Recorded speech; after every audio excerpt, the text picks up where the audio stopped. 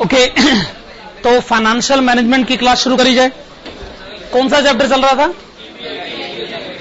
EBIT EPS analysis. Okay, EBIT EPS analysis page number 5। जो questions already हो चुके हैं 17, 18, 19, 20, 21, 22, 23, 25। Okay,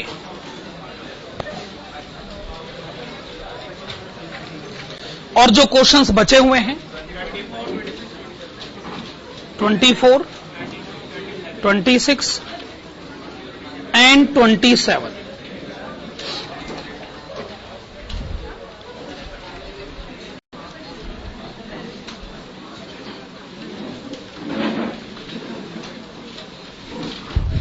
question number 24, page number 7, question number 24।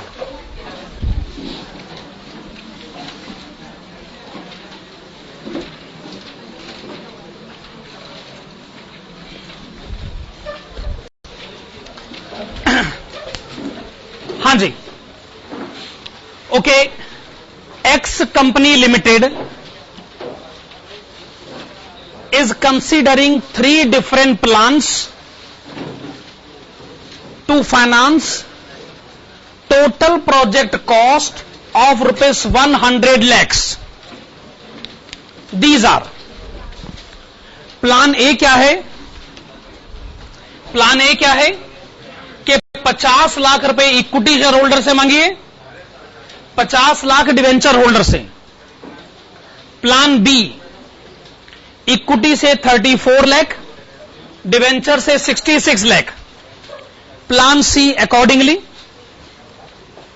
Sales for first 3 years of operation are estimated at rupees 100 lakhs, 125 lakhs and 150 lakhs and 10% profit before interest and tax forecast to be achieved. Corporate taxation to be taken at 50%. मैं आपको बताना चाहूंगा,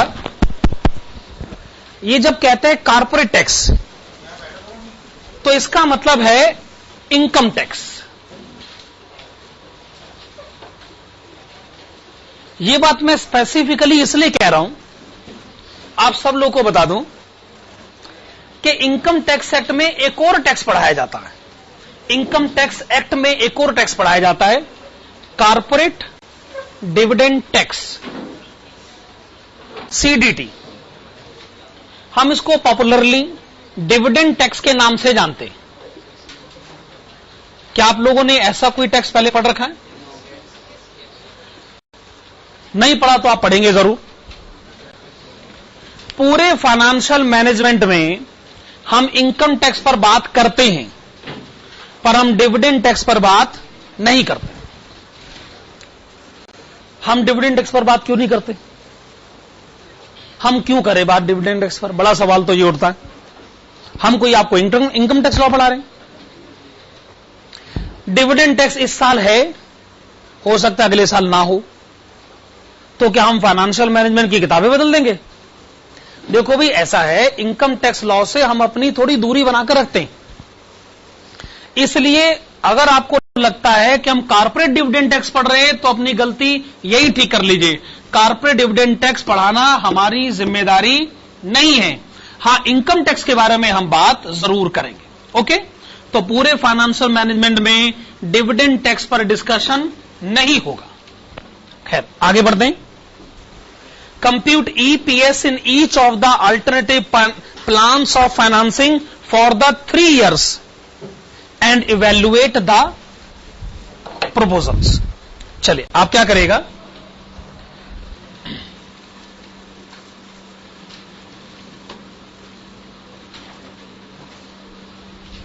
हाँ जी, मैं आप लोगों को बता दूं, मुझसे पूछा भी जा रहा है कि क्या दशहरे वाले दिन छुट्टी होगी कि नहीं होगी।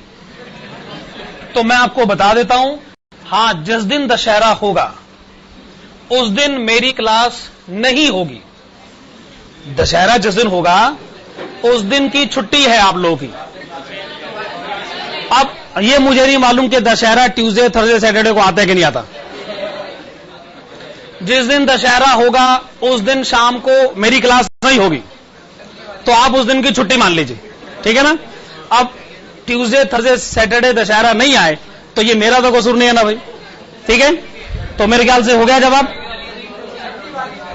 हां, दिवाली के मौके पे छुट्टी है। हाँ, मैं समझ सकता हूं आप लोग के लिए ये बात जाननी कितनी जरूरी है। क्वेश्चन के आंसर तो होते रहते हैं, छुट्टी की सिचुएशन क्लियरली पता चल जानी चाहिए।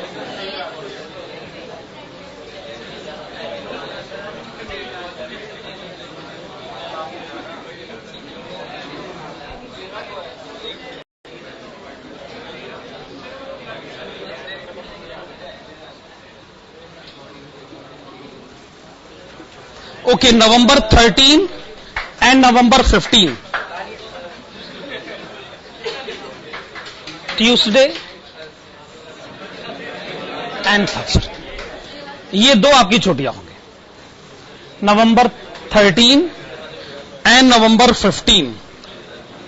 दिवाली कौन सी तारीख को है? 30। एक तो ये छुट्टी होगी और 15 की भी छुट्टी। इस दिन भैया दूज है, तो दिवाली वाले दिन की छुट्टी होगी और भैया दूज वाले दिन छुट्टी होगी। और कोई छुट्टी बनती भी नहीं, और कोई छुट्टी का हिसाब किताब बनता भी नहीं। और दशहरे की भी छुट्टी आपकी है ना, दशहरे की भी छुट्टी है। मैं साफ तौर पे कह रहा हूं, ऐसा ना हो कि जिस दिन दशहरा और आप लोग आ जाए, मैं उस दिन आने वाला नहीं हूं। अब दशहरा ट्यूसडे, थर्सडे, सैटरडे नहीं आए तो ये मेरी समस्या नहीं, ठीक है ना। Okay, plan A, yes please.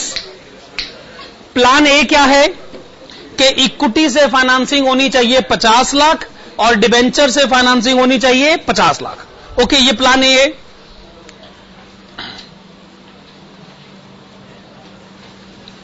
Particulars,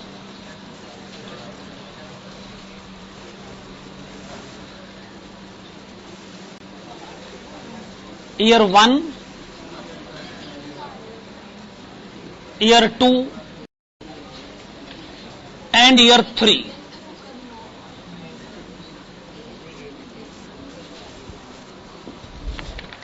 particulars year 1, 2 and 3।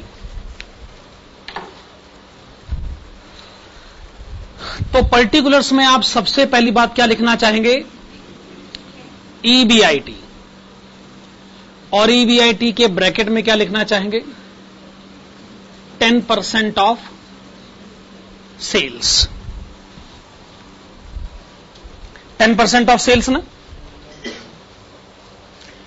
पहले साल सेल्स कितनी है? 100 lakhs पर ईबीआईटी, इसका 10% यानी 10 लाख।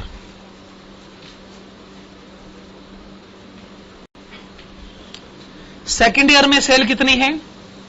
125 lakhs, 10%।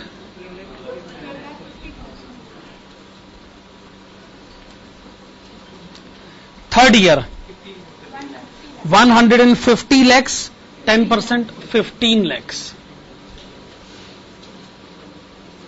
15 लाख रुपए।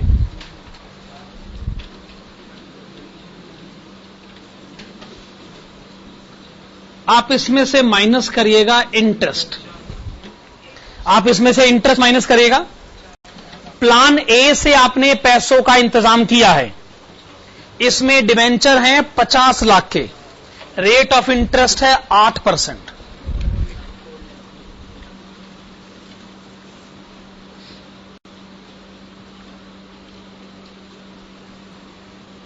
$4 lakhs।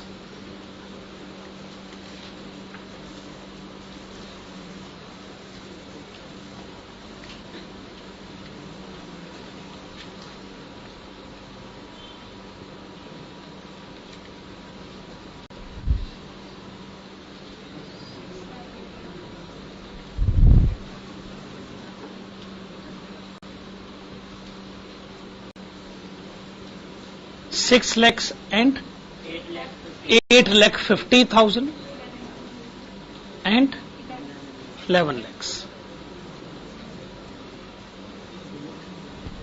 यह आपने मुझे बता दिया ईबीटी. अब आप इसमें से माइनस करिएगा टैक्स. टैक्स का रेट कितना है? 50%. अकॉर्डिंगली आपको ईएटी पता चल जाएगा.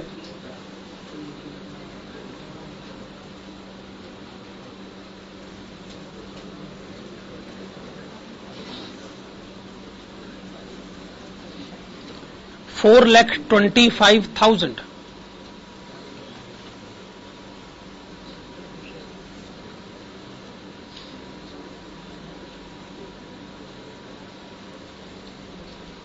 $5,50,000.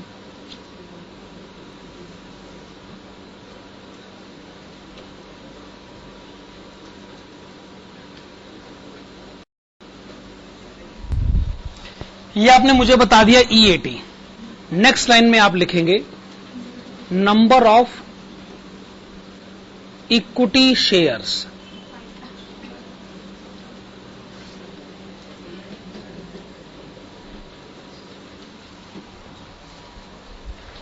इस प्लान में इक्विटी फाइनेंसिंग है 50 लाख रुपए. एक शेयर है 10 रुपए का, तो नंबर ऑफ इक्विटी शेयर्स कितने हो गए? 5 लाख.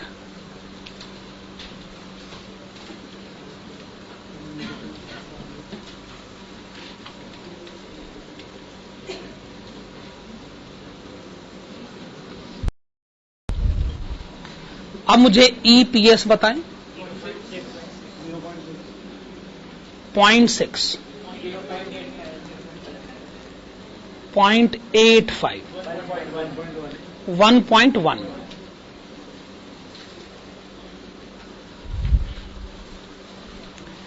यहां तक कैलकुलेशन हो गई. फिर आप इसके नीचे लिखेंगे टोटल ईपीएस ऑफ 3 years. पहले साल का ईपीएस 0.6, दूसरे साल का 0.85, तीसरे साल का 1.10, टोटल 2.55.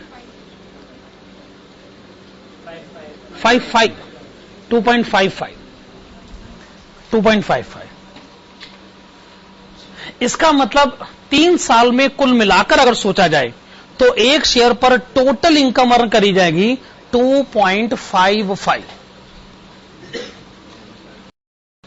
अब आप लिखिएगा प्लान बी और आप यही कॉलम्स बनाइएगा. प्लान बी के लिए भी यही सब करना है.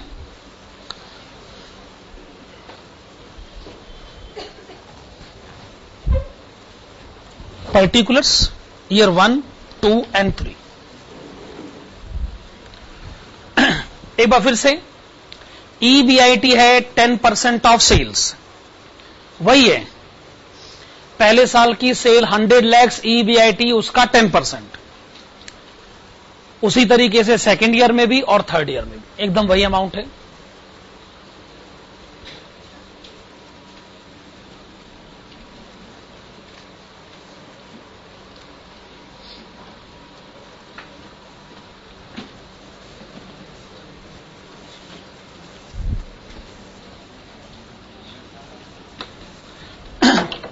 हाँ, तो इंटरेस्ट माइनस किया जाए. अगर आपने फाइनेंसिंग करवाई प्लान बी के हिसाब से तो इसमें डेब्ट होना चाहिए 66 lakhs और रेट ऑफ इंटरेस्ट 8%.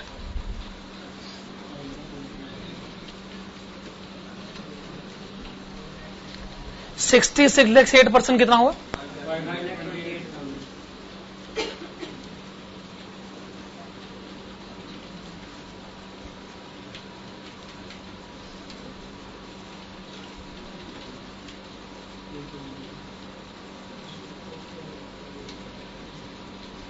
चलिए 5,28,000 अगर हम माइनस कर दें तो फिर ईबीटी पहले साल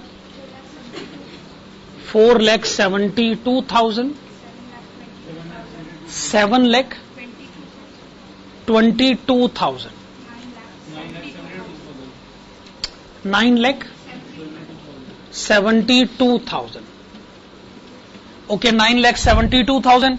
50% is tax. 2,36,000.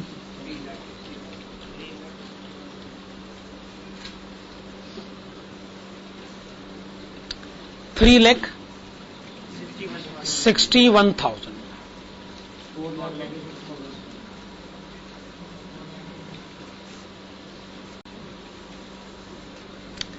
4,86,000.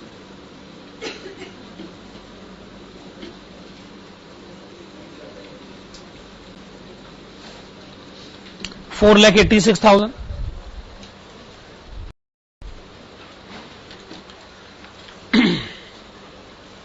हम इस समय प्लान बी डिस्कस कर रहे हैं ना। देखो जी, आप कहते हैं कि डेप्ट फाइनेंसिंग है 66 लाख और इक्विटी फाइनेंसिंग है 34 लाख। 34 लाख, एक शेयर 10 रुपए का है, तो नंबर ऑफ इक्विटी शेयर कितने हो गए? 3,40,000। नंबर ऑफ इक्विटी शेयर आपने बताए 3,40,000।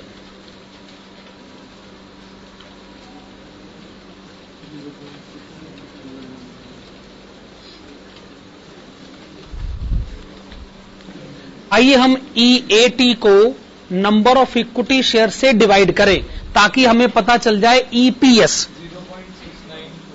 पहले साल आपने बताया 0.6, चलो 0.69, 1.06, 1.06, 1.43 total EPS of 3 years।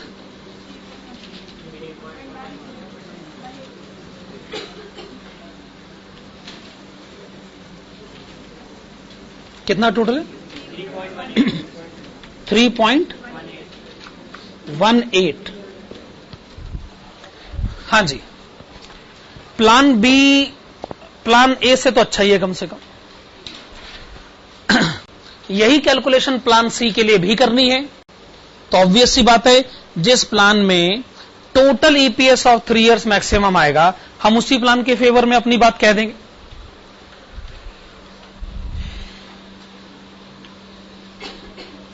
Plan C, तो आइए यही कैलकुलेशन प्लान सी के लिए भी करी जाए।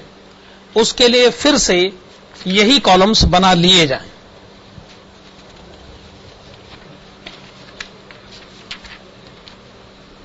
हाँ जी,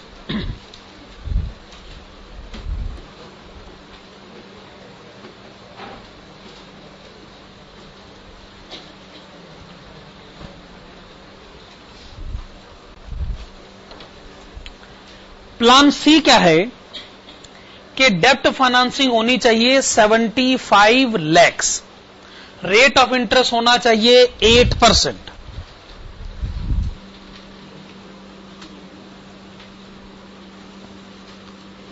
एट परसेंट वैसे कितना हो गया?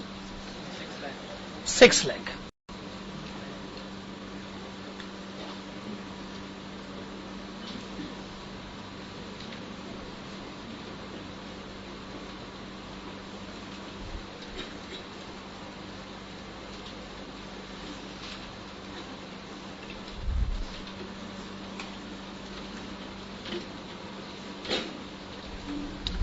Earning before tax Year 1 4 lakhs, year 2 is 9 lakhs, sorry 6,50,000,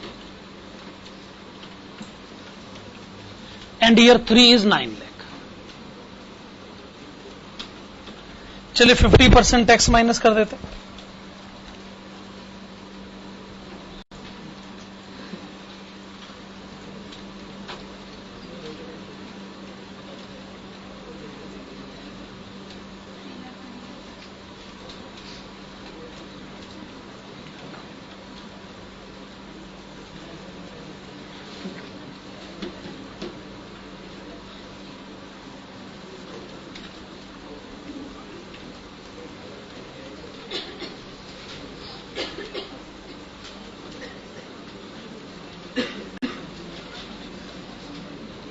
हाँ जी, अब आपको बताना चाहिए नंबर ऑफ इक्विटी शेयर्स के बारे में।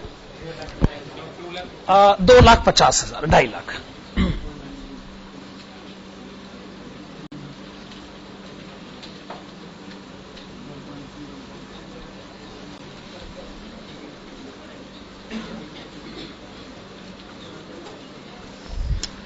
ईपीएस कितना होगा? 0.8, sorry 1.3, 1.80। Total EPS of 3 years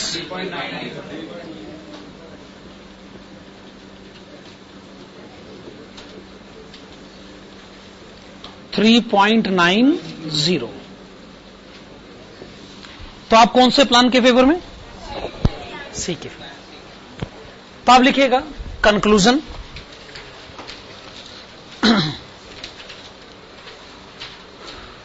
okay, it is observed that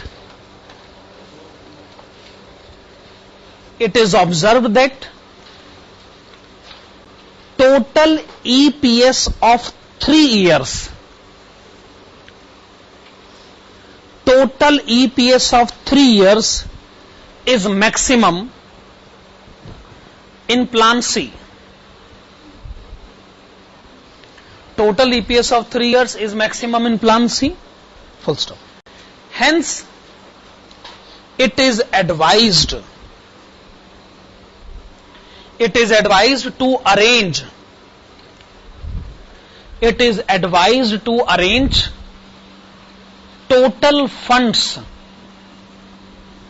total funds of rupees 100 lakhs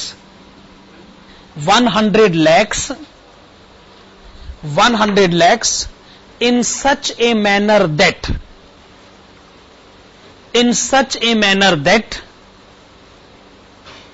rupees 25 lakhs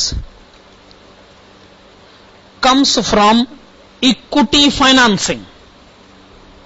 Rupees 25 lakhs comes from equity financing, and balance rupees 75 lakhs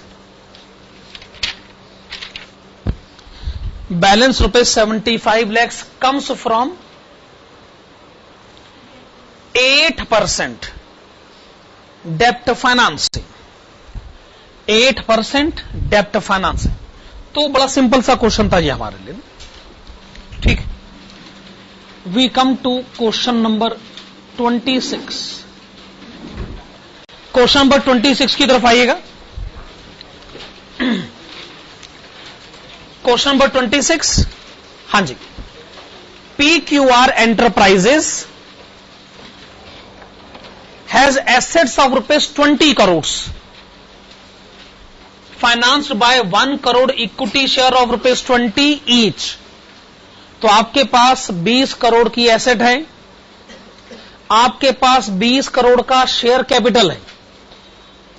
तो आपने 20 करोड़ के share issue करे, 20 करोड़ का कैश आया, 20 करोड़ की asset खरीदे। आगे, the company is considering to redeem some of the shares with borrowed funds। Company चाहती है कि उधार के पैसे को लाया जाए और उन पैसों से इक्विटी शेयर को रिडीम किया जाए। मैं ये बात आपको क्लियरली बता दूं कि कंपनी लॉ के हिसाब से ये पॉसिबल नहीं है।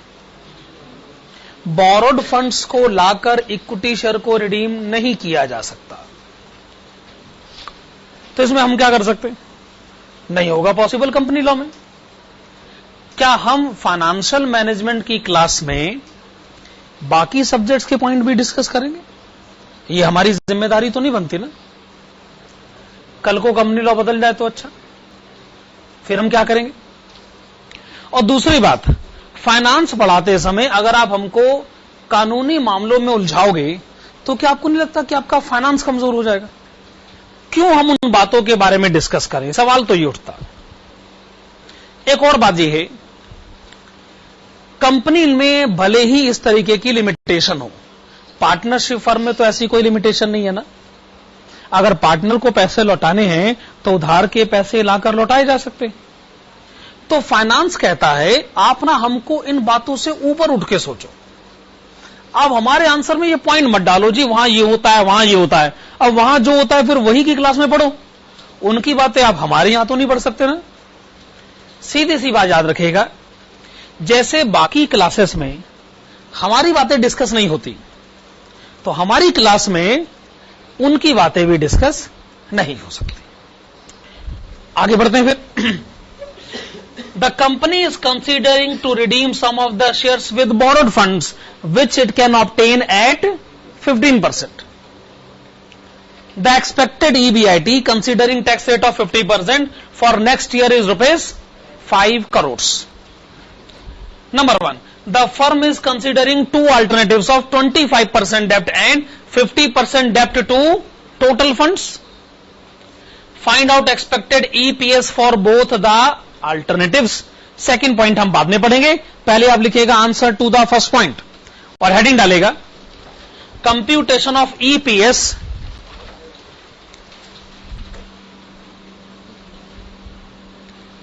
computation of EPS under the options of computation of EPS under the options of 25%, 25% and 50% debt financing.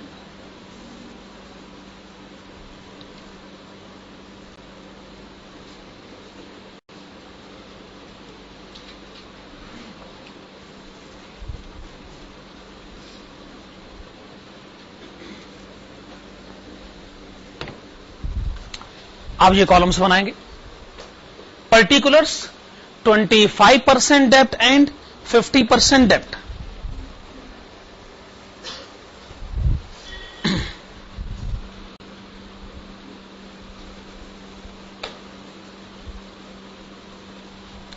Particulars 25% dept and 50% डेप्ट।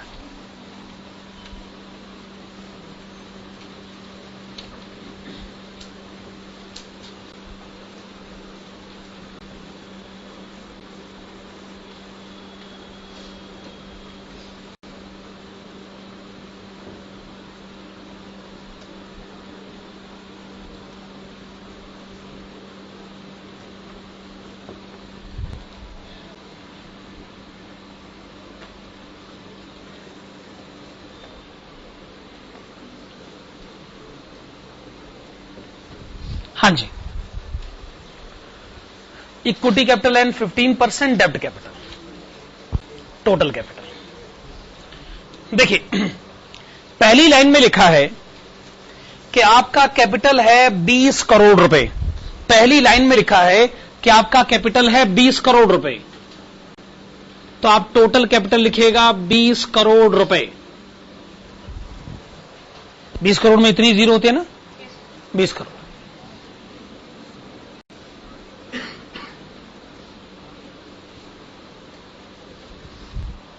हाँ जी, पहले ये सारा का सारा 20 करोड़ इक्विटी शेयर होल्डर्स का था। अब हम सोच रहे हैं कि डिबेंचर होल्डर को ले आए और इक्विटी शेयर होल्डर को बाहर कर दें। हम यही सोच रहे हैं। इसका मतलब हम प्लस और माइनस दोनों करना चाहते हैं। हम किसी को लाना चाहते हैं और किसी को निकालना चाहते हैं। यानी टोटल कैपिटल पहले भी 20 करोड़ था, अब भी 20 करोड़ रहेगा। पहले ये पूरा का पूरा 20 करोड़ इक्विटी का था। अच्छा, 20 करोड़ का 25% कितना होता है? 5 करोड़। आइए डिबेंचर होल्डर से 5 करोड़ रुपए ले आए। आइए डिबेंचर होल्डर से 5 करोड़ ले आए और इक्विटी शेयर होल्डर को 5 करोड़ दे दें। इक्विटी कम हो गया, डेब्ट बढ़ गया। इक्विटी कम हो गया, कितना रह गया? 15 करोड़।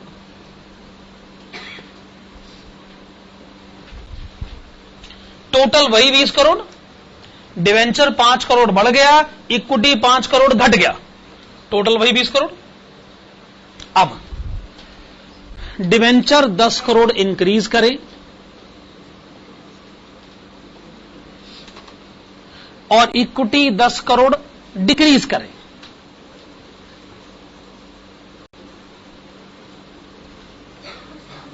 क्या ये बात सही?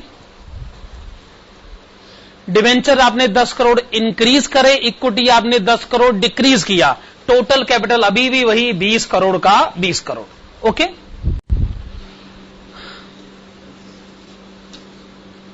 ये बताइएगा कि ईबीआईटी कितना है? 5 करोड़।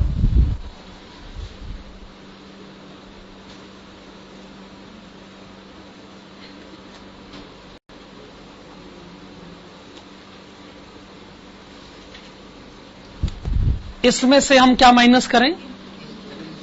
इंटरेस्ट।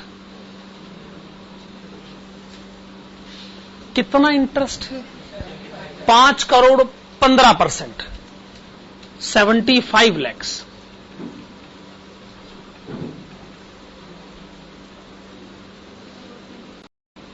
दस crore 15%, 1 crore 50 lakh.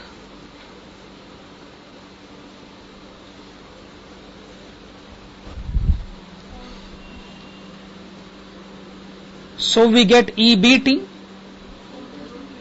4 crore 25 lakhs and 3 crore 50 lakhs। Tax का rate 50%,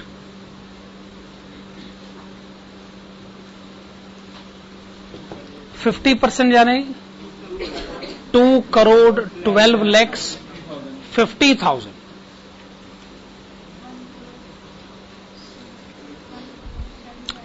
1 crore 75 lakhs।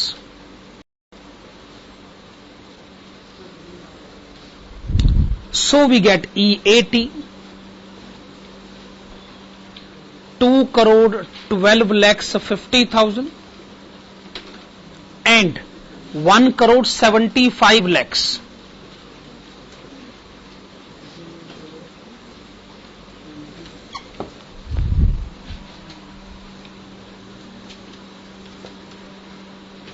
Next line में लिखा जाए नंबर ऑफ इक्विटी शेयर्स।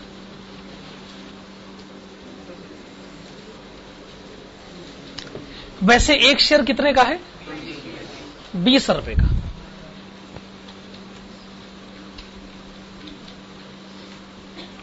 अगर एक शेयर 20 रुपए का है तो फिर आप मुझे नंबर ऑफ इक्विटी शेयर बता सकते हैं? 75 lakhs। और सेकंड ऑप्शन में 50 lakhs।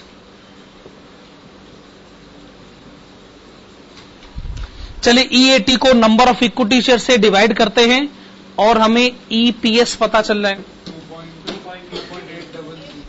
2.83, 3.5। ठीक है, ये हमने इस क्वेश्चन के फर्स्ट पॉइंट का आंसर दे दिया ना। अगर हम 25% डेप्ट की फाइनेंसिंग करते हैं तो ये हालात बनेंगे, अगर हम 50% डेप्ट फाइनेंसिंग करते हैं तो ये हालात बनेंगे। ये हमने क्वेश्चन के फर्स्ट पॉइंट का आंसर दे दिया है। सेकंड पॉइंट की तरफ आएगा। हाँ जी, please come to the second point of this question. हाँ जी, in a bad year the EBIT of the firm may fall to rupees 2 crores and in a good year it may go even up to rupees 8 crores. Find out EPS for both the levels of EBIT and debt ratio of 25% and 50%. तो question में लिखा हुआ है कि कल को अगर अच्छा टाइम आपका आया तो आपका EBIT 8 करोड़ भी हो सकता, यही लिखा हुआ ना, और बुरे टाइम में 2 करोड़ भी रह सकता है। तो आप बताइए कि ऐसी सिचुएशन में क्या हमारा EPS होगा। दोनों केसेस में बताना है, 25% डेप्ट में और 50% डेप्ट में, और दोनों केसेस में बताना है, गुड ईयर में और बैड ईयर। तो आइए सेकंड पॉइंट का आंसर शुरू करते। इसमें आपको क्या करना है, पहला कॉलम वही है, पर्टिकुलर्स, 25% डेप्ट, 50% डेप्ट, एकदम यही कॉलम बनाइए, पर्टिकुलर्स, 25% डेप्ट, 50% डेप्ट, सेम कॉलम बनाइए, और इंफॉर्मेशन को फिर लिखिए, equity capital as it is लिखिए, डेप्ट कैपिटल एज इट इज लिखिए, total capital as it is लिखिए। आंसर देने का तरीका एकदम वही।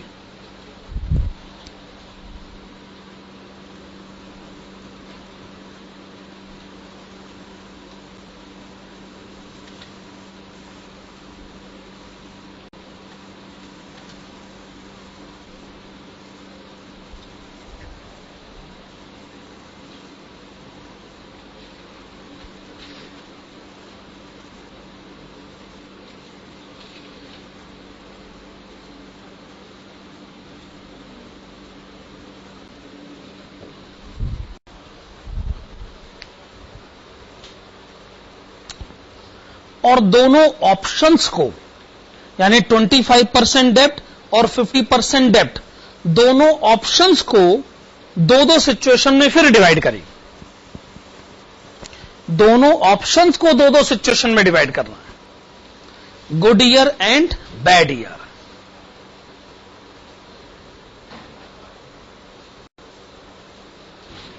दोनों ऑप्शंस को आपने दो सिचुएशन में डिवाइड करना है, good year and bad year, और बाकी आंसर देने का प्रोसीजर एकदम से। गुड ईयर में आपका ईबीआईटी हो सकता है 8 करोड़ रुपए, बैड ईयर में ईबीआईटी हो सकता है 2 करोड़ रुपए।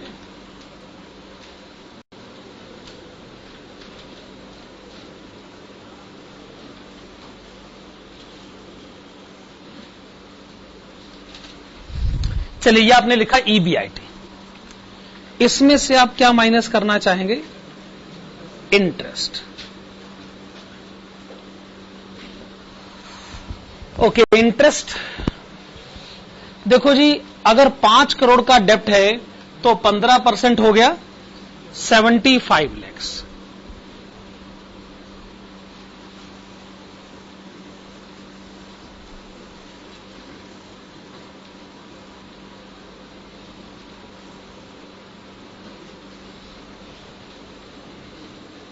अगर 10 करोड़ का डेप्ट है तो 15% हो गया 1.5 करोड़।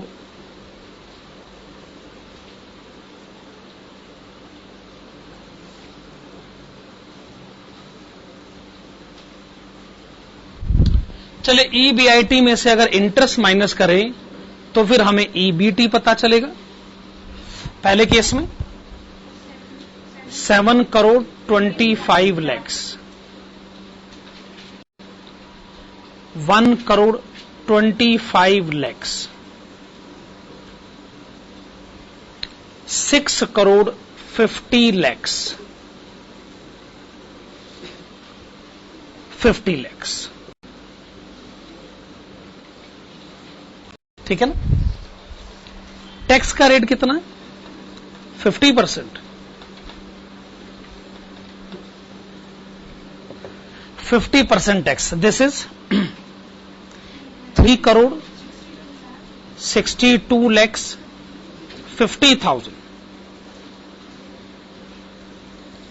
ओके, 62 लाख 50,000।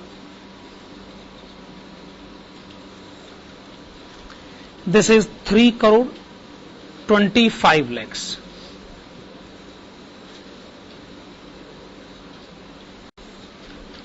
और लास्ट में 25 lakhs.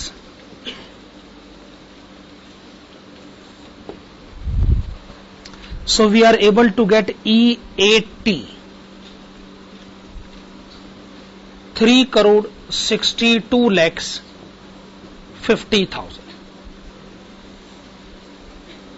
62 lakhs 50,000 3,25,00,000 और लास्ट में 25 lakhs।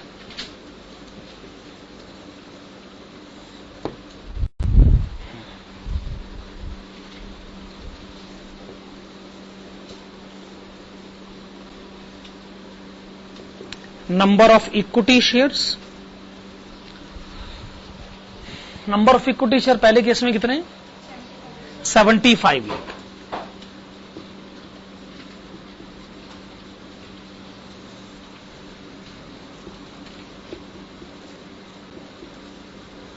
Number of equity share दूसरे केस में कितने हैं? 50 lakhs, 50 लाख।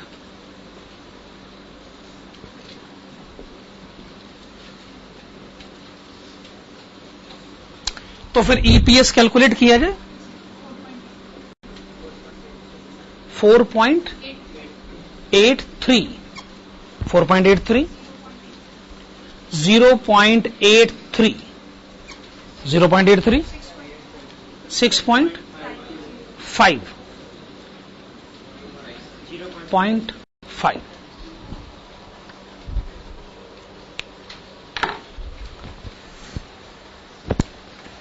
बस ईबीआईटी से शुरू करो, ईपीएस पे पहुंच जाओ। यही सीखा हमने इस चैप्टर में। तो इस चैप्टर में अभी हमारे पास एक क्वेश्चन और बचा हुआ है, और वो क्वेश्चन कौन सा बचा हुआ है? Question number 27।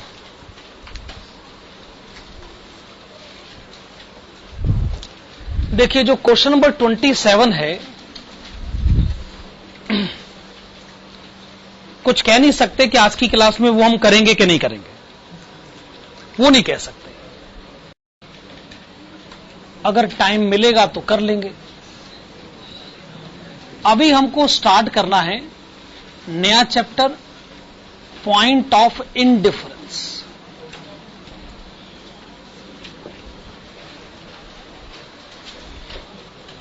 हो सकता है कर भी लें, हो सकता है क्वेश्चन नंबर 27 का आंसर देने का टाइम मिल भी जाए, वो हम बाद में सोचेंगे।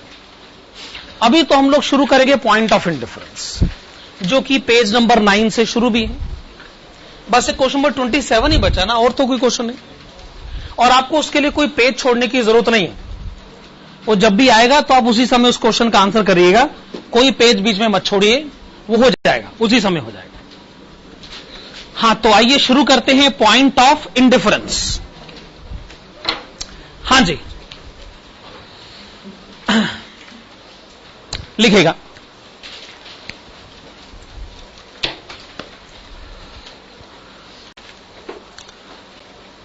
टोटल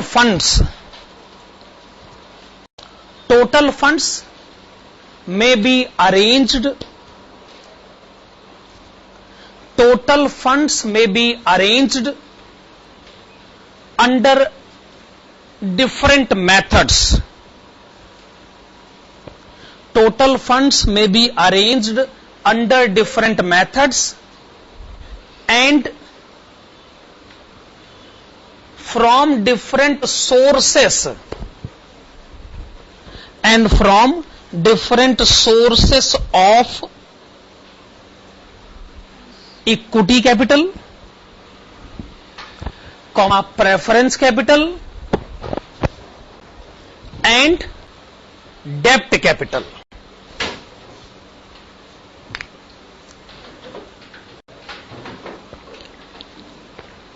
क्या हमारी ये स्टेटमेंट वैलिड है कि जी फंड्स अरेंज करने के अलग अलग तरीके होते हैं, अलग अलग सोर्सेस होते हैं? कोई इक्विटी से अरेंज करता है, कोई प्रेफरेंस से अरेंज करता है, तो कोई डेब्ट से अरेंज करता है। आगे लिखेगा, इसके आगे लिखेगा, वी नो दैट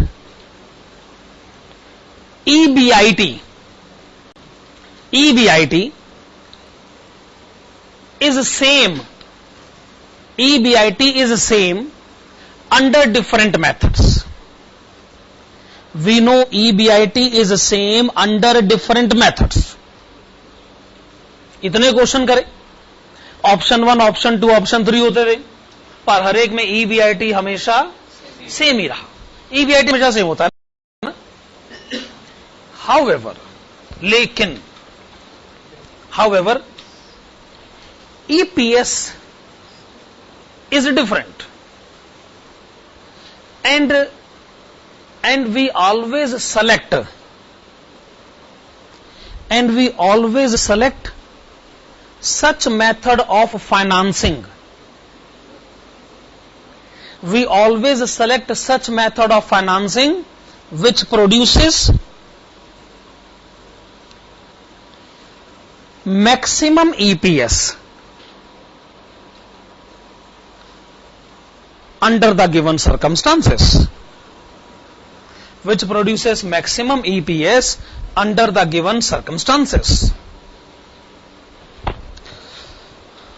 तो ये लगभग हमने एक पैराग्राफ लिख लिया, पर इसमें नया तो कुछ था ही नहीं। ये तो हमने वो लिखा जो हम पिछले चैप्टर में कर रहे थे। अब हम इस चैप्टर पर आ जाते हैं। तो अगले पैराग्राफ में लिखेगा,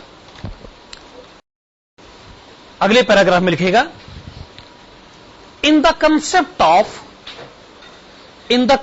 of point of indifference,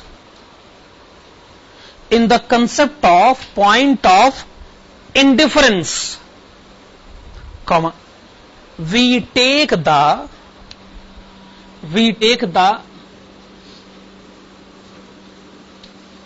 reverse route. We take the reverse route. हम इसमें उल्टी दिशा में पढ़ाई करते हैं। यानी जिस चैप्टर का नाम EBIT EPS एनालिसिस है, अगर उस चैप्टर का नाम बदलकर EPS EBIT कर दिया जाए, यानी EPS से शुरू करके EBIT पर पहुंचे, अगर पढ़ाई के डायरेक्शन को बदल दिया जाए, उल्टा कर दिया जाए, तो उस चैप्टर का नाम है पॉइंट ऑफ इंडिफरेंस। वही बात हमने लिखा ना, in the concept of point of indifference we take the reverse route. आगे लिखेगा, with the help of this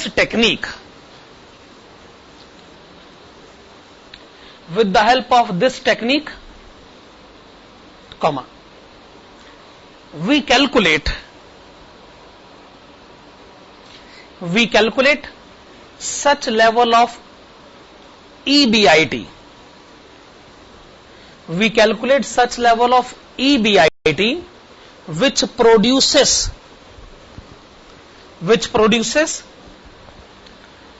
equal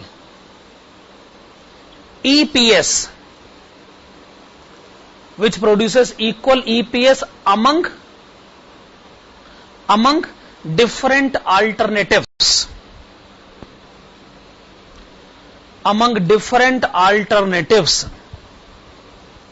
full stop। वैसे इंडिफरेंस का मतलब क्या होता है? Equal position. आपने पिछले चैप्टर के हर एक क्वेश्चन में आपने एक पोजीशन ली है, आपने फैसला सुनाया है। मेरा मतलब है आपने कहा है कि ये काम कर लो, ये काम मत करना, ऑप्शन 1 ठीक है, ऑप्शन 2 ठीक नहीं है। क्या आपने हर क्वेश्चन में फैसला सुनाया था? पिछले चैप्टर के हर एक क्वेश्चन में? इस चैप्टर के हर एक क्वेश्चन में आप कहोगे हम फैसला सुनाना नहीं चाहते। जैसे कभी कभी हम कहते हैं ना कि हम निष्पक्ष होना चाहते, यानी हम ना इसके फेवर में है ना उसके फेवर में, हमारी भला से जो मर्जी काम करो। इसको कहते हैं पॉइंट ऑफ इंडिफरेंस। इंडिफरेंट हो जाना यानी निष्पक्ष हो जाना, किसी के भी फेवर में बात नहीं कहना, मत कहना। ओके, तो समझ लीजिए इस चैप्टर में हम किसी के फेवर में बात नहीं कही। खैर, आगे लिखेगा, mathematically, it is computed with the help of, mathematically it is computed with the help of following equation. It is computed with the help of following equation. अब ये इक्वेशन अभी आप लिख लीजिए, पर आप इसको अभी समझने की कोशिश मत करिएगा।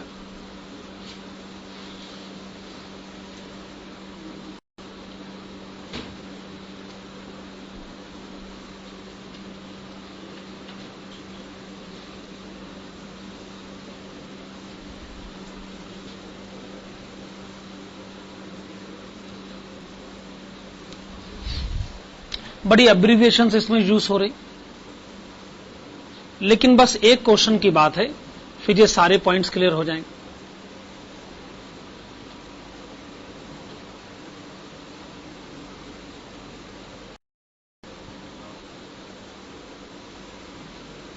हाँ जी, तो ये इक्वेशन आपको लिखनी है।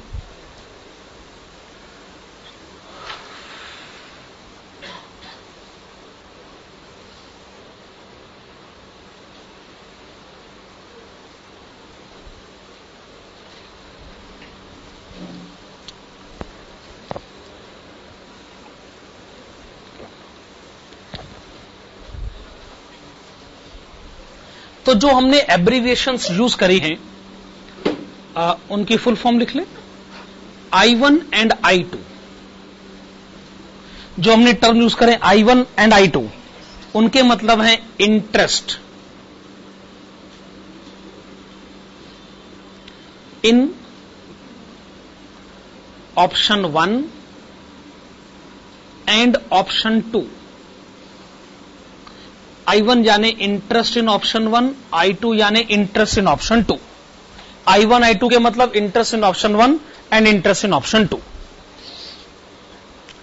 T का मतलब लिखिएगा टैक्स रेट, T का मतलब टैक्स रेट। फिर PD1 and PD2, PD1 PD2 के आगे लिखेगा preference dividend in option 1 and option 2, preference dividend in option 1 and option 2।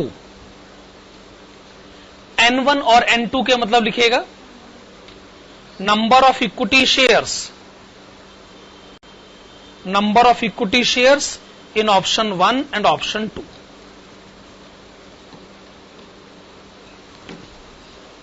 N1 N2 number of equity shares in option 1 and option 2। ठीक है, हालांकि मैंने आपको कहा है कि आप इसको समझने की कोशिश मत करें, लेकिन फिर भी कोई इतना मुश्किल पॉइंट नजर आ नहीं रहा। देखो भाई, अगर आप EBIT में से इंटरेस्ट माइनस करोगे तो ये होगा EBT। अगर किसी को 1 माइनस टैक्स रेट से मल्टीप्लाई कर दिया जाए तो बिफोर टैक्स का आफ्टर टैक्स हो जाता है। आफ्टर टैक्स इनकम में से प्रेफरेंस डिविडेंड माइनस करोगे तो आ जाएगा earnings available to equity shareholders, number of equity share से डिवाइड करोगे तो आ जाएगा EPS। ऐसा लगता है कि आपने लेफ्ट हैंड साइड में लिखा है EPS इन अल्टरनेटिव 1 और आपने राइट हैंड साइड में लिखा है EPS इन अल्टरनेटिव 2, और आप दोनों EPS को इक्वल करना चाहते हैं। क्या ये बात सही है? आप दोनों EPS को इक्वल करना चाहते हैं। आप ऐसा क्यों करना चाहते हैं? आप आइएगा पेज नंबर 9 पर और पढ़ना शुरू करिएगा question number 28।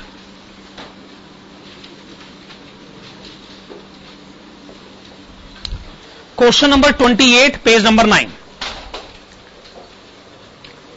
A new project under consideration by your company requires capital investment of rupees 150 lakhs.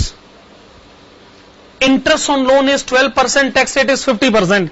Calculate the point of indifference if alternatives available are: number 1, raise the entire amount by issue of shares at rupees 10 each. Number 2, raise rupees 100 lakhs by way of debt and rupees 50 lakhs by issue of shares. Okay, आप एक काम करिएगा, आप लिखिएगा option 1 और option 1 के brackets में लिखिएगा, ऑप्शन 1 के ब्रैकेट्स में लिखिएगा टू अरेंज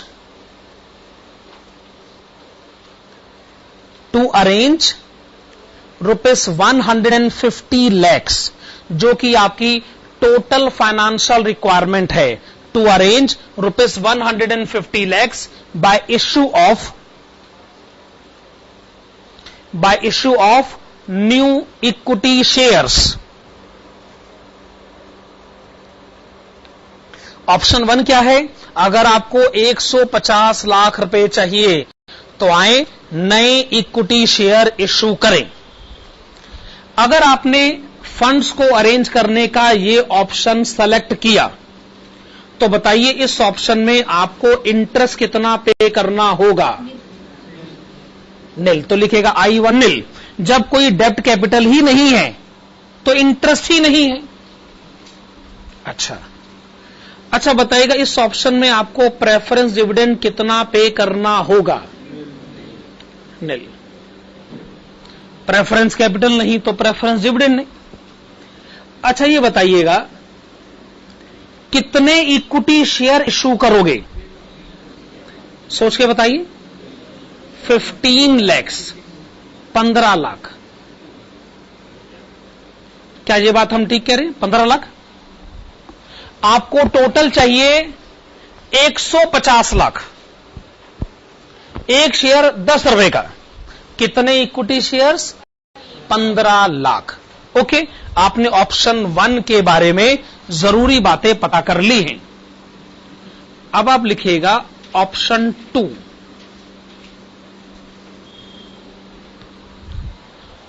ऑप्शन 2 के ब्रैकेट्स में लिखेगा to arrange rupees 100 lakhs by way of 12% debt financing and balance rupees 50 lakhs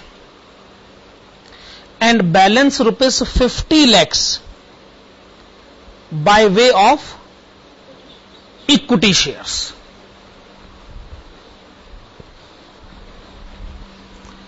अच्छा, अगर आपने ये ऑप्शन पिक किया 100 lakhs का लोन है 12%, तो अमाउंट ऑफ इंटरेस्ट कितना हो गया?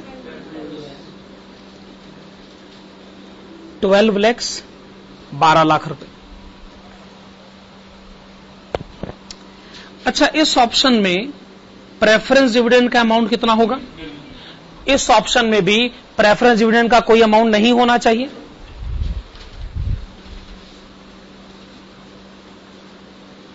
आप बताएंगे number of equity shares 5 lakh.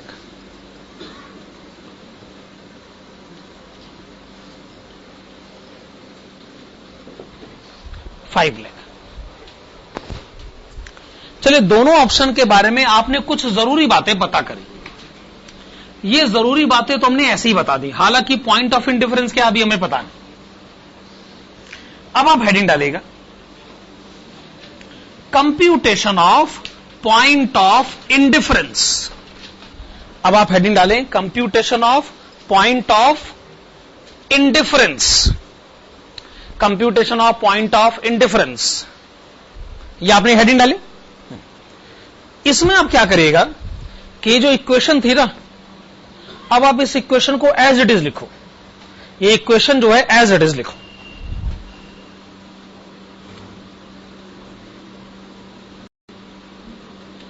और जितनी बातें आप जानते हैं आप पुट करो। जैसे I1 आपने पता किया नील। टैक्स रेट क्वेश्चन में कितना लिखा है? 50%। प्रेफरेंस डिविडेंड नील। ऑप्शन 1 में number of equity shares 15 lakh.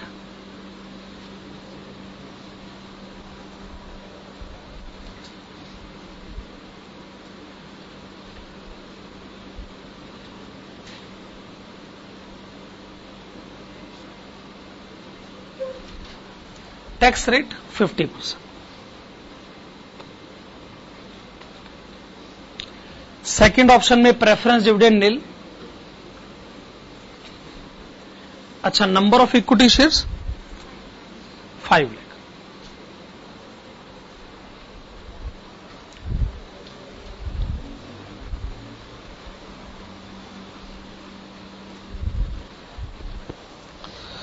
अब ये माना जा सकता है कि आप इसको सॉल्व कर लेंगे। मेरे ख्याल से सॉल्व करने से पहले आपको क्या करना चाहिए, जैसे इधर 5 लाख है, इधर 15 लाख है, तो कैसे काटा जा सकता है? इधर आ जाएगा 1, तो इधर आ जाएगा 3। अब आप क्रॉस मल्टीप्लाई करो और क्रॉस मल्टीप्लाई करके आप EBIT को कैलकुलेट करके बताओ।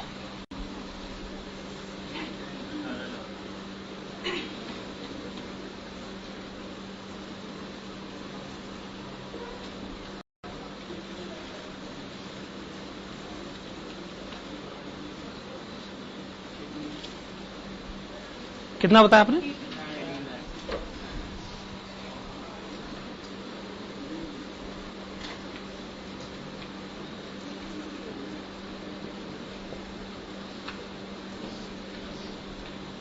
Hence, indifference situation is obtained. Indifference situation is obtained at EBIT level of rupees 18 lakhs, 18 lakh.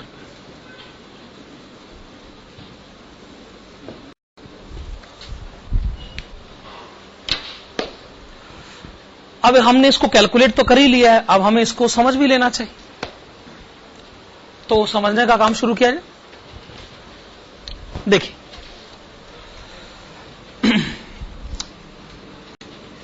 हमने बिजनेसमैन से पूछा क्या लगता है इस प्रोजेक्ट से कितने रुपए कमा लोगे? कहते हैं ये 18 लाख कमा लूंगा। हमने कहा चलो एक काम करते हैं, आपकी कमाई 18 लाख मान ही लेते। ध्यान से सुनेगा, बड़ा इंपॉर्टेंट एक्सप्लेनेशन है। आपकी कमाई 18 लाख मान ही लेते। अगर आपकी कमाई 18 लाख है तो EBIT 18 लाख, उसमें से 0 इंटरेस्ट माइनस करते, तो आ गया EBT। 1 माइनस टैक्स रेट से मल्टीप्लाई करते, आ गया EAT। 0 प्रेफरेंस डिविडेंड माइनस करते, 15 लाख इक्विटी शेयर से डिवाइड करते, तो बताओ EPS कितना आया? 0.6, 60 पैसे। हमने कहा अच्छा चलो ठीक है। आइए सेकंड ऑप्शन में चलते हैं। आप कहते हैं EBIT 18 लाख, EBIT 18 लाख, उसमें से 12 लाख इंटरेस्ट माइनस करो, 1 माइनस टैक्स रेट से मल्टीप्लाई करो, प्रेफरेंस डिविडेंड 0 माइनस करो, 5 लाख इक्विटी शेयर से डिवाइड करो,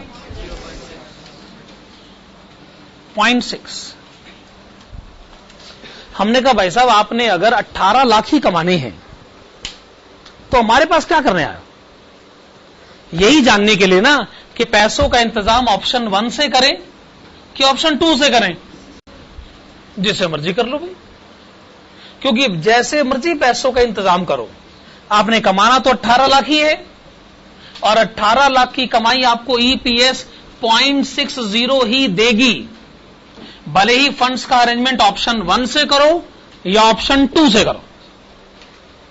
इसका मतलब हम आपको फैसला सुनाना नहीं चाहते। हमारी नजर में दोनों ऑप्शन इक्वली बेनिफिशियल है, इक्वली फेवरेबल है। हम किसी के फेवर में कुछ नहीं कहना चाहते। अब जब दोनों ऑप्शन एक जैसे हैं तो हम किसी के फेवर में बात क्यों कहें? क्या ये बात सही है? अच्छा, मानते हैं कमाई 18 लाख नहीं, 18 लाख से थोड़ी ज्यादा है, बस मानने के लिए 20 लाख मान लेते चलो।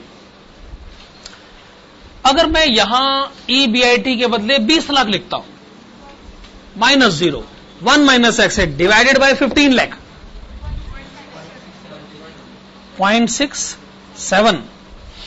अच्छा, वही 20 लाख अगर मैं यहां पुट करता हूं ऑप्शन 2 में, सॉल्व करके आप मुझे बता रहे 0.8। हमने बिजनेसमैन को कहा देखो भाई ऐसा है, अगर आप 20 लाख कमा सकते हो, अगर आप 20 लाख कमा सकते हो तो फिर ऑप्शन 1 के पास मत जाइए, ऑप्शन 2 ठीक रहेगा, क्योंकि ऑप्शन 2 में ईपीएस ज्यादा है। ठीक है ना? चलो ईबीआईटी 18 लाख से थोड़ा कम मानते, 15 लाख रुपए। अगर वो 15 लाख है तो यहां पुट करो 15 लाख और ईपीएस निकालो 0.5। वही 15 लाख यहां पुट करो और ईपीएस बताओ 0.3। फिर तो ऑप्शन 1 ठीक है, तय हो गया। अगर आपकी कमाई 18 लाख से कम है तो आप ऑप्शन 1 के फेवर में जाइए, वहां फायदे में रहोगे। अगर आपकी कमाई 18 लाख से ज्यादा है तो पैसों का इंतजाम ऑप्शन 2 की मदद से करिए। और अगर आपकी कमाई एग्जैक्टली 18 लाख है तो हमारी बला से, है ना? जैसे मर्जी पैसों का इंतजाम करो भाई, आपने वो क्या फर्क पड़ता। ऐसे हालात में हम फैसला सुनाना नहीं चाहते। हां, इस हालात में हम फैसला सुनाएंगे, इसमें हम फैसला सुनाएंगे। पर इस सिचुएशन में जब हम फैसला नहीं सुनाएंगे तो ऐसी सिचुएशन को कहते हैं indifference situation. Hence indifference situation is obtained at EBIT level of rupees 18 lakhs। एक काम और करेगा, आप नीचे लिखिएगा corresponding EPS, corresponding EPS is equal to 0.60। भाई ये लिख लो आप, corresponding EPS 0.60। भाई आप ही ने तो कहा था ना, अगर EBIT 18 लाख है तो दोनों ऑप्शन में EPS इक्वल है, और वो इक्वल EPS कितना है 0.60, जो इधर भी आया था और उधर भी आया था। ठीक बात है ना? चलो हमने ये पॉइंट ऑफ इंडिफरेंस का पहला क्वेश्चन कर लिया, कुछ बात अपने समझ में आई।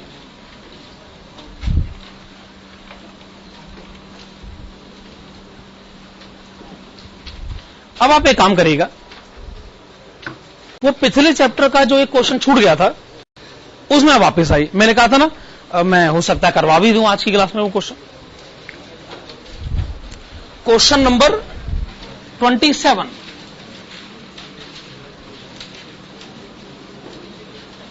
Question number 27। हां जी,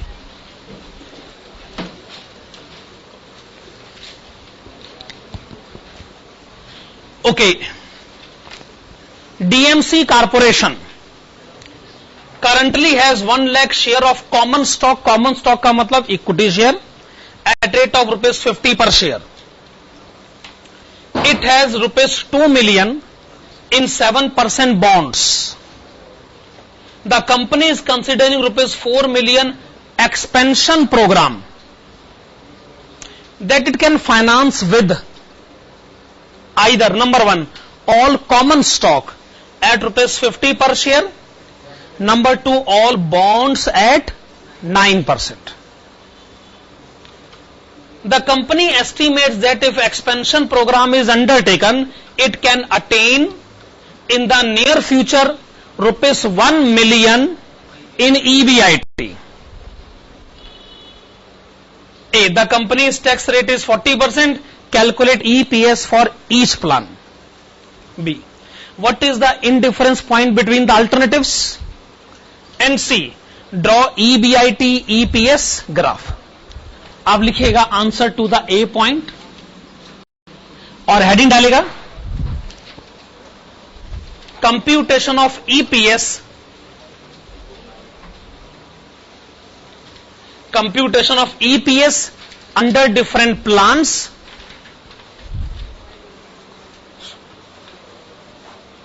computation of EPS under different plans of raising additional funds।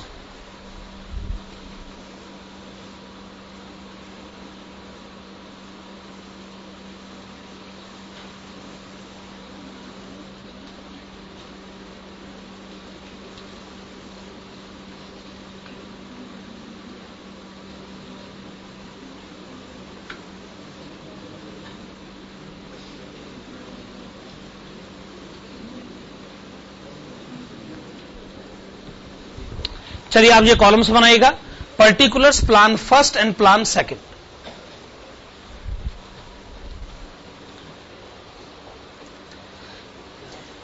Question कहता है कि हमें एक्सपेंशन के लिए फंड्स चाहिए ₹4 मिलियन, जिसे अरेंज करने के, मैनेज करने के हमारे पास 2 प्लान्स हैं और हमें उन दोनों प्लान्स में ईपीएस को कैलकुलेट करके बताना है।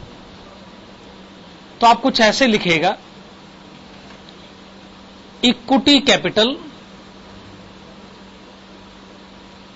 फिर आप लिखिएगा 7% डेप्ट कैपिटल जो कि बॉन्ड्स की शेप में है, और 9% बॉन्ड्स।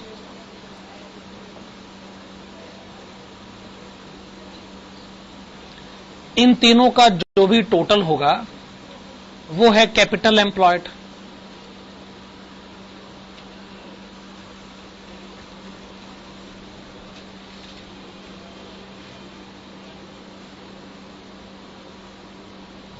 हाँ जी,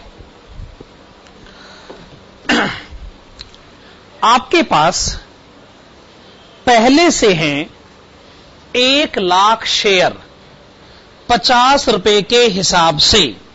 क्वेश्चन में लिखा है आपके पास पहले से हैं 1 लाख शेयर 50 रुपए के हिसाब से, तो आप लिखिएगा 50 लाख रुपए इक्विटी कैपिटल, और ध्यान से जैसे मैं लिख रहा हूं वैसे ही लिखिएगा, 50 लाख रुपए इक्विटी कैपिटल। आपके पास पहले से हैं 7% बॉन्ड्स 2 मिलियन। व्हेन दे से 2 million they mean 20 lakhs। 1 million में 10 लाख होते हैं,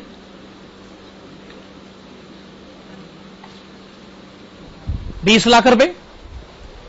एक बार फिर से 50 लाख इक्विटी कैपिटल पहले से है, 20 लाख 7% बॉन्ड्स पहले से है। क्वेश्चन कहता है कि हमें 4 मिलियन 40 लाख और चाहिए, और 40 लाख अरेंज करने का दूसरा ऑप्शन है। दूसरा ऑप्शन है कि आइए 9% बॉन्ड्स इश्यू करें। टोटल हो गया 1 करोड़ 10 लाख। हां जी, 50 लाख इक्विटी कैपिटल पहले से, 20 लाख डेप्ट कैपिटल पहले से, 40% डेप्ट कैपिटल नया, total capital 1 crore 10 lakh. Okay. Plan 1 कहता है आपको 40 लाख रुपए चाहिए थे ना, तो आप नया डेप्ट कैपिटल मत लेकर आओ, 40 लाख के नए इक्विटी शेयर इशू करो। अरे इक्विटी कैपिटल 50 लाख तो पहले ही है, और 40 लाख के इक्विटी शेयर इशू करोगे तो इक्विटी कैपिटल कितना हो जाएगा? 90 लाख। ठीक बात है। और 7% डेप्ट कैपिटल पहले से, टोटल कैपिटल 1 करोड़ 10 लाख। अब आपको दोनों प्लान समझ में आ रहे हैं ना? दोनों प्लान्स का टोटल कैपिटल है 1 करोड़ 10 लाख। ठीक। क्वेश्चन से पूछिए कि ईबीआईटी कितना होगा? 10 लाख। 1 मिलियन यानी 10 लाख।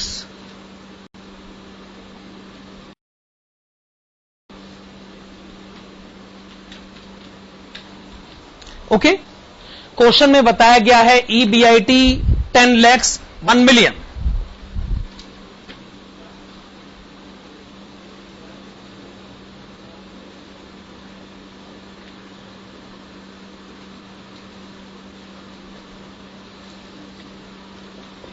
एग्जिस्टिंग इंटरेस्ट देखो, 20 लाख का लोन पहले से, 7% रेट 1,40,000।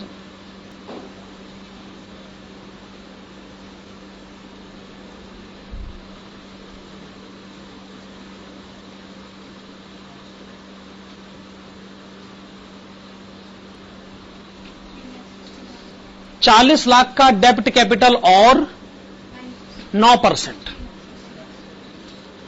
3,60,000।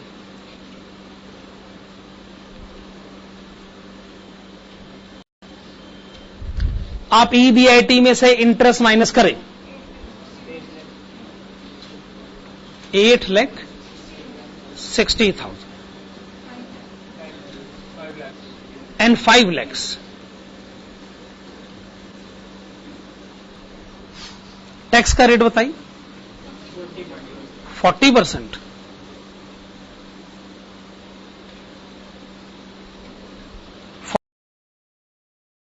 40% यानी 3,44,000 एंड 2 lakh।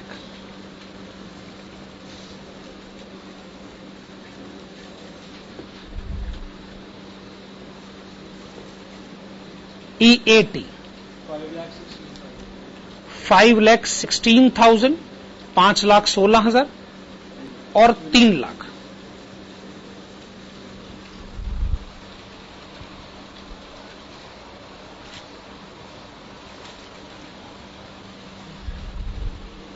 नेक्स्ट क्या लिखा जाए?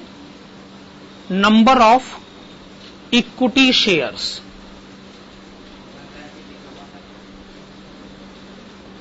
वैसे एक शेयर कितने का है? एक शेयर कितने का है? 50 रुपए का। जब आप कहते हैं इक्विटी कैपिटल 90 लाख, तो नंबर ऑफ इक्विटी शेयर बताइए। 1,80,000 एंड 1 लाख।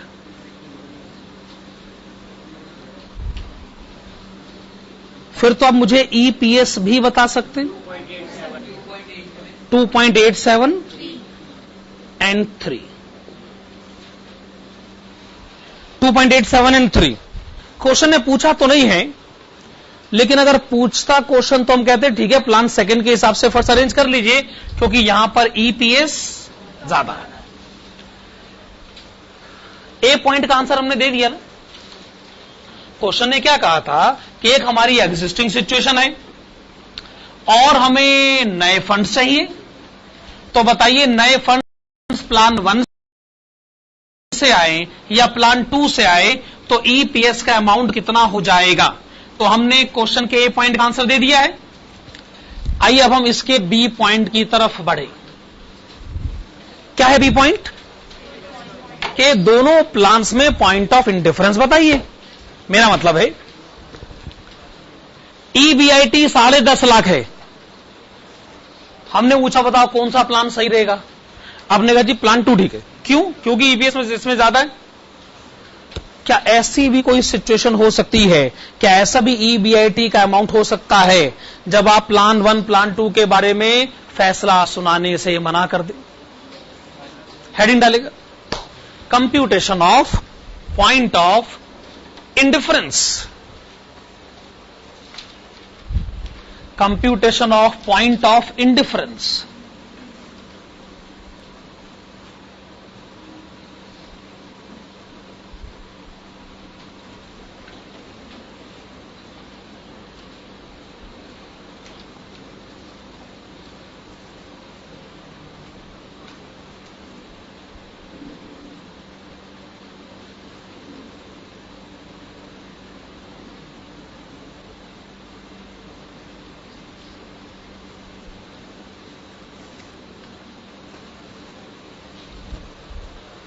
प्रेफरेंस डिविडेंड ने क्यों नहीं लिखा?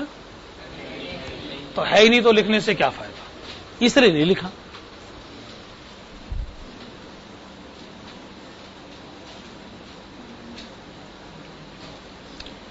पहले ऑप्शन में इंटरेस्ट कितना है?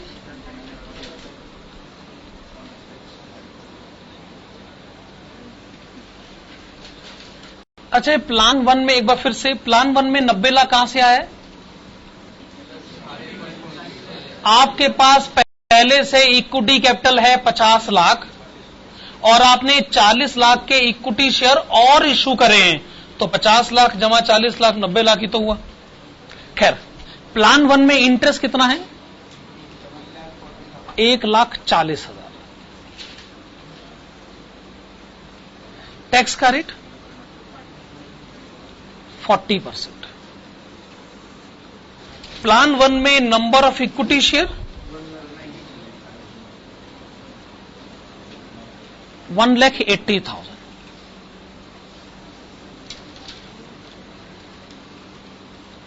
अच्छा, प्लान 2 में इंटरेस्ट कितना है? ये रहा 1,40,000 जमा 3,60,000, 5 लाख। और टैक्स का rate 40%। Number of equity shares 1 lakh. भाई आप सॉल्व करते रहिए।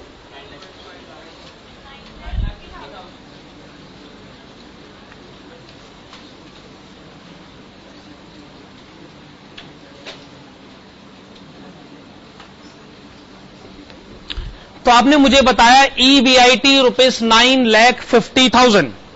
अगर ईबीआईटी 9.5 लाख हो जाए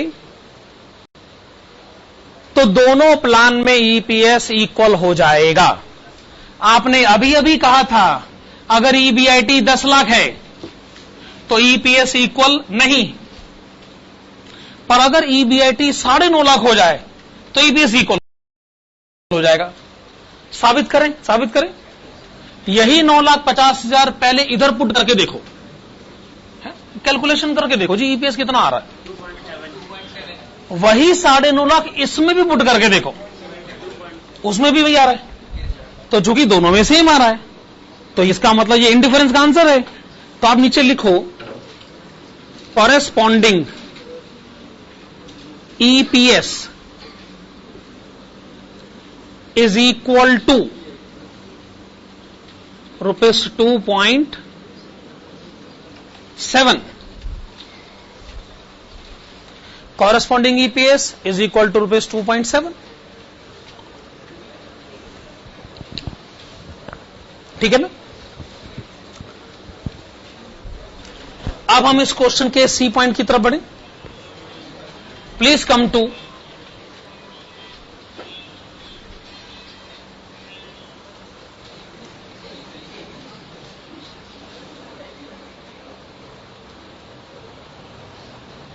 चलो कोई बात नहीं,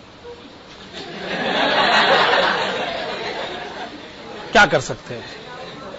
आगे से ध्यान रखिएगा भाई, आप सब लोग को ध्यान रखना चाहिए, टीचर को भी ध्यान रखना चाहिए। ऑब्वियसली दोनों बातें गलत है ना। टीचर का मोबाइल फोन बजे वो भी गलत है, स्टूडेंट का मोबाइल फोन बजे वो भी गलत है। मतलब इक्वल ट्रीटमेंट होना चाहिए ना। ठीक है, okay.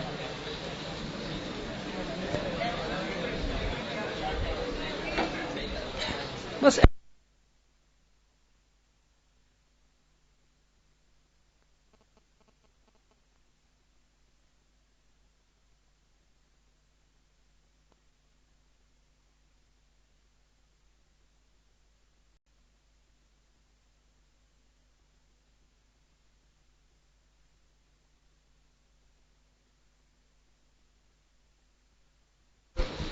Okay, point number C पर आइएगा। पॉइंट नंबर सी,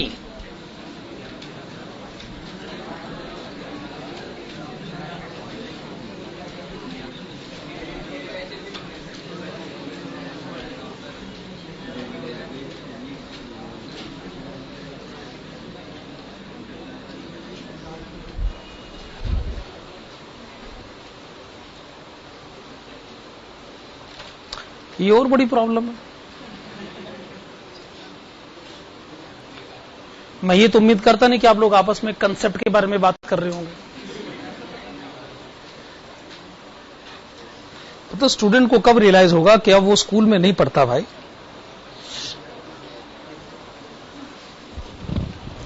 पता नहीं कैसे ऐसे स्टूडेंट कैसे इस लायक समझे जाएं कि वो प्रोफेशनल फील्ड के लायक भी, अपना भी टाइम बर्बाद कर रहे हैं, घर वालों का पैसा बर्बाद कर रहे हैं। क्या हासिल हो जाएगा भाई। जो सी रिक्वायरमेंट है वो हमसे क्या पूछा गया है, ईबीआईटी ईपीएस ग्राफ। ये कंसेप्ट जो है हमारे लिए एकदम नया कंसेप्ट है ना।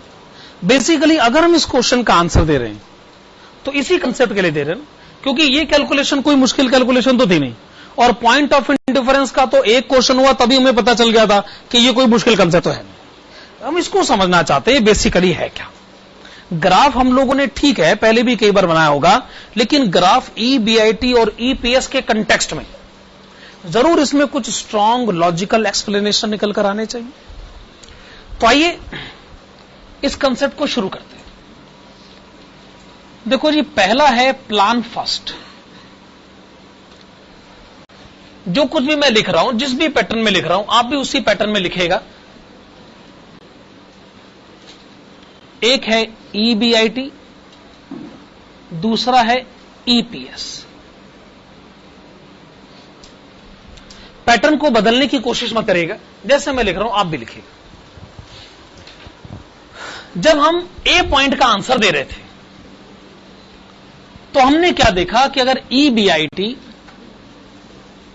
10 लाख रुपए, हमने क्या देखा जब ईबीआईटी 10 लाख रुपए, तो जब हमने प्लान 1 से ईपीएस पूछा तो उसने कितना बताया? 2.87। क्या ये बात सही? प्लान 1 की बात कर रहा हूं। जब ईबीआईटी 10 लाख था, हमने प्लान 1 से पूछा ईपीएस कितना है, तो उसने कहा 2.87। क्या ये बात सही? फिर अभी मैं बी पॉइंट का आंसर दे रहा था, तो मुझे पता चला पॉइंट ऑफ इंडिफरेंस। वो पॉइंट ऑफ इंडिफरेंस क्या था कि अगर ईबीआईटी हो जाए 9.5 लाख, 9.5 लाख, तो ईपीएस कितना था? 2.7। तो मुझे कुछ जरूरी बातें पता चल रही। अगर ईबीआईटी 10 लाख है तो ईपीएस 2.87 है, अगर ईबीआईटी 9.5 लाख है तो ईपीएस 2.7 है। ये कुछ जरूरी बातें मुझे पता चल रही। एक और बात मैं पता करना चाहूंगा प्लान 1 के लिए, फिर प्लान 2 पर आ जाऊंगा। अगर ईबीआईटी है 1,40,000, ऐसी रैंडम बेसिस पर मैंने पिक कर ली 1,40,000, तो 1,40,000 मान लेते हैं। अगर ईबीआईटी 1,40,000 है तो उसमें से 1,40,000 का इंटरेस्ट चला गया। 1,40,000 में से 1,40,000 गया, ईबीटी 0, टैक्स 0, ईएटी 0, ईपीएस 0।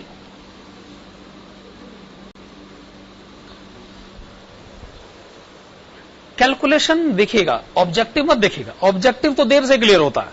शुरू में कैलकुलेशन समझ में आती है, बाद में कंसेप्ट समझ में आता है। कैलकुलेशन तो ठीक है एकदम। फिर लिखिएगा प्लान सेकंड।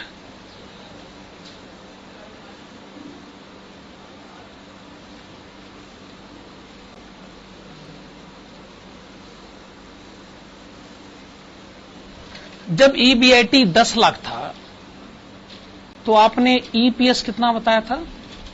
3। जब ईबीआईटी 9.5 लाख था तो आपने ईपीएस कितना बताया था? 2.7। ये तो कॉमन था ना, पॉइंट ऑफ इंडिफरेंस था, दोनों में सेम था। कितना? 5 लाख। इसका मतलब ये रैंडम नहीं है, ये सोची समझी कैलकुलेशन, ये रैंडम नहीं। इंटरेस्ट 5 लाख है, हमने सोचा चलो ईबीआईटी भी 5 लाख हो जाए। 5 लाख में से 5 लाख माइनस हुआ, ईबीटी 0, टैक्स 0, ईएटी 0, ईपीएस 0।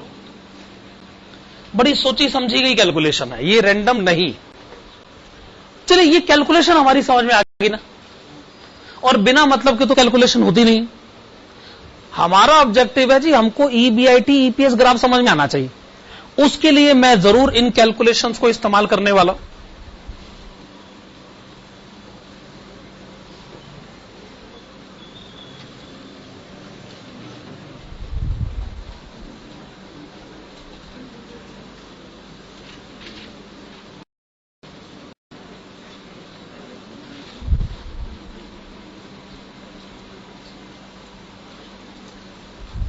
हाँ जी,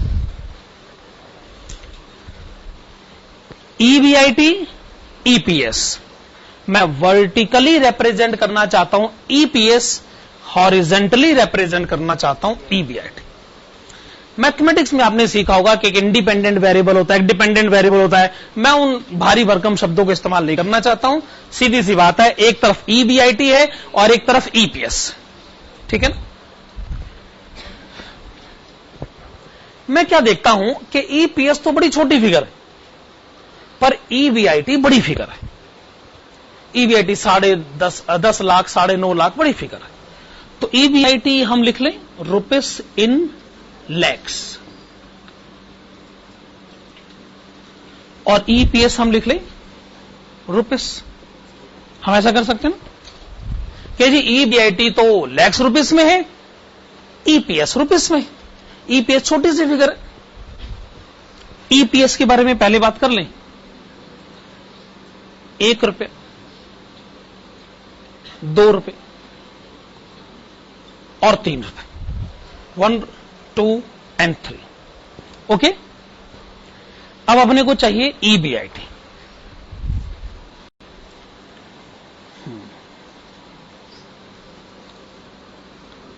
एक लाख, 2 लाख,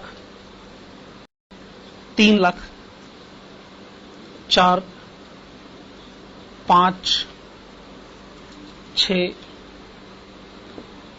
7, 8, 9 और आखिर में 10। EBIT is in lakhs of rupees, EPS is in rupees.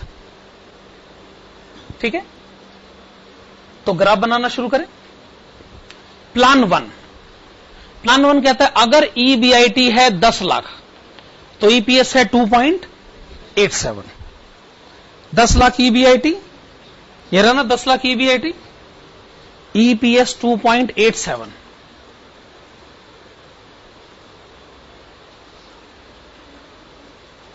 Exactly तो बताना थोड़ा मुश्किल रहेगा। ठीक है,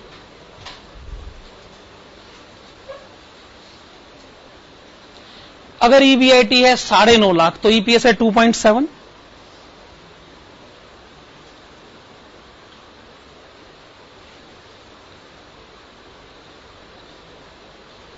ठीक है ना?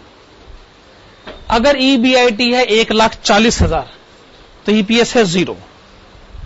ईबीआईटी है 1,40,000, ईपीएस है 0।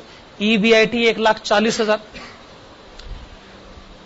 भाई ये तीनों पॉइंट आने तो एक ही लाइन में जाए, नहीं आ रहे होंगे तो वो तो मेरे हाथ में तो है नहीं, पर ये आने एक ही स्ट्रेट लाइन में आएंगे।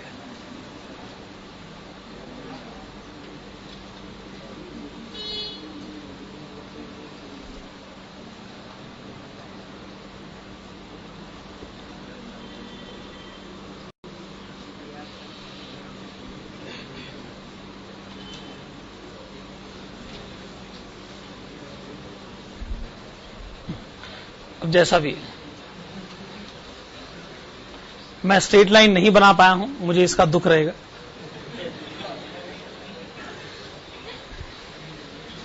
पर आप ग्राफ पेपर पर बनाओ। ग्राफ पेपर पर नहीं, वैसे भी आपके पेपर पे सीधी आ रही होगी, है ना? वह सीधी है, मैंने थोड़ी टेढ़ी कर दी।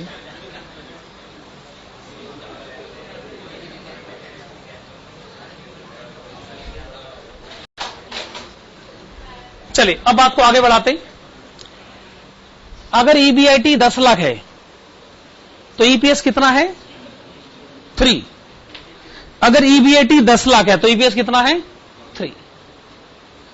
ठीक है, दिस इज द केस। अगर ईबीआईटी 10 लाख है तो ईपीएस है 3। आगे बढ़े। अगर वो 9.5 लाख है तो ईपीएस कितना है? 2.7। और ये पॉइंट कॉमन आ गया ना, दोनों में सेम आ गया ना। और लास्ट में अगर ईबीआईटी 5 लाख है तो ईपीएस कितना है? 0। ये रहा। अगर ईबीआईटी 5 लाख है तो ईपीएस 0 है।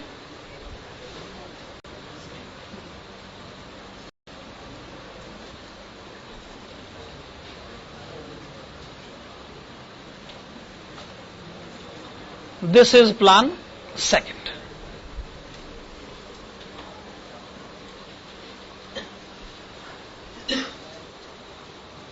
अब ये जो पॉइंट ऑफ इंटरसेक्शन है, अगर आप इससे एक परपेंडिकुलर EBIT के लेवल पर लेके जाओगे तो ये 9.5 लाख पे चला गया।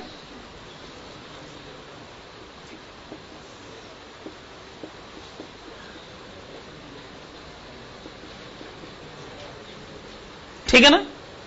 और यही परपेंडिकुलर अगर आप EPS की तरफ लेकर जाओगे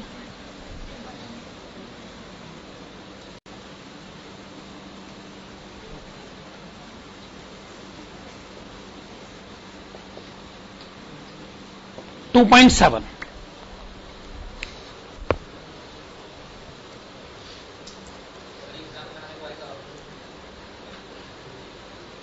नहीं आना नहीं, लेकिन इसके कंसेप्ट को जरा ध्यान से समझिए।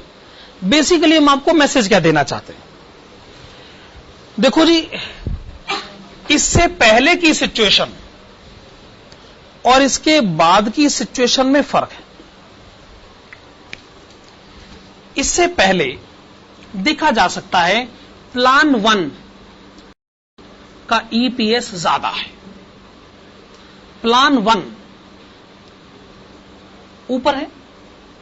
यानी जब हम इससे पहले के हालात देखते हैं तो प्लान 1 का EPS ज्यादा है,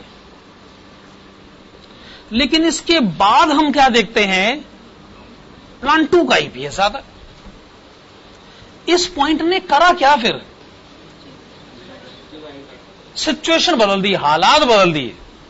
इससे पहले जो प्लान फेवरेबल था वो इस पॉइंट के बाद अनफेवरेबल हो गया, और जो इससे पहले अनफेवरेबल था वो फेवरेबल हो गया, है कि नहीं?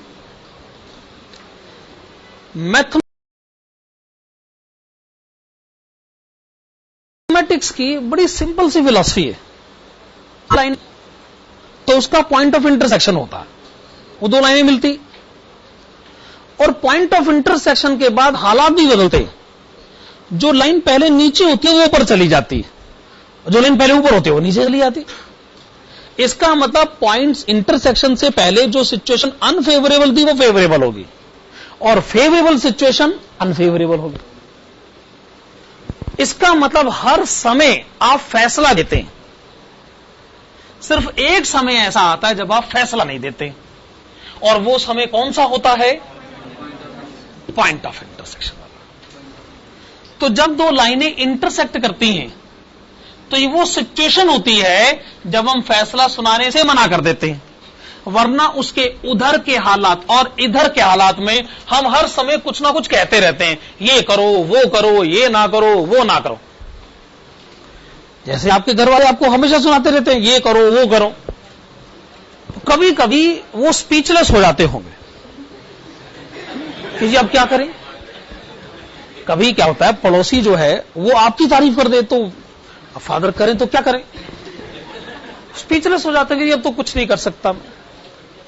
तो जब वो स्पीचलेस हो जाते हैं, यानी वो हालात ऐसे जब हम कुछ नहीं कहते, जब हम कुछ नहीं कहते हैं तो उसे पॉइंट ऑफ इंडिफरेंस कहते हैं, है ना?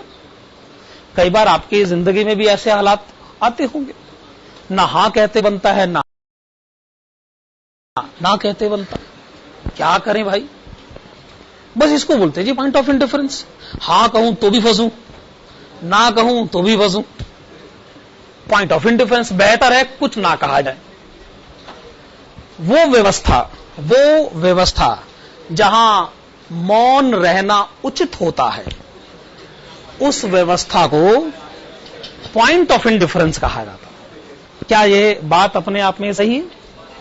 हम भी वही कह रहे हैं जी, ये वो सिचुएशन है जब हम कुछ नहीं कहते हैं, और इसके आगे की सिचुएशन और इसके पहले की सिचुएशन में हम कुछ ना कुछ कहते रहते हैं। ये सिचुएशन यहां फेवरेबल है और इसके बाद ये वाली सिचुएशन अनफेवरेबल, दूसरी वाली सिचुएशन फेवरेबल हो जाएगी। क्या ये बात सही? मेरे ख्याल से ये ग्राफ पॉइंट ऑफ इंडिफरेंस के कंसेप्ट को ज्यादा अच्छे ढंग से समझाता। एक बात और साबित हुई, हालांकि इस क्वेश्चन में तो नहीं है। मान लीजिए हम ग्राफ बना रहे थे, तो पहले प्लान का ग्राफ ऐसे बन गया, लाइन ऐसे बन गई, और दूसरे की भी लाइन ऐसे बन गई, पैरेलल लाइन बन गई है तो नहीं, पर मान लो जी बन गई पैरेलल लाइन। तो फिर आप ऐसी सिचुएशन में क्या कंक्लूजन देना चाहेंगे? नहीं, वो और बात है। नहीं, पॉइंट ऑफ इंडिफरेंस का कंक्लूजन क्या, वो तो समझ में आता है जी ये ज्यादा फेवरेबल। तो इसका मतलब ऐसी कोई सिचुएशन है ही नहीं जिसको कि पॉइंट ऑफ इंडिफरेंस का नाम दिया जा सके। तो पॉइंट ऑफ इंडिफरेंस के लिए यह जरूरी है कि ग्राफ में पॉइंट ऑफ इंटरसेक्शन होना चाहिए। मैं जरूर अगली क्लास में ऐसे हालात पर बहस करना चाहूंगा कि जिसमें पैरेलल लाइन के ग्राफ बनते हों और हमारा कंक्लूजन हो कि पॉइंट ऑफ इंडिफरेंस नहीं होता। ठीक है ना? आज की क्लास में आधा घंटा पहले छोड़ देता हूं। Thank you. थोड़ा मैथमेटिक्स कमजोर हो जाता है मेरा।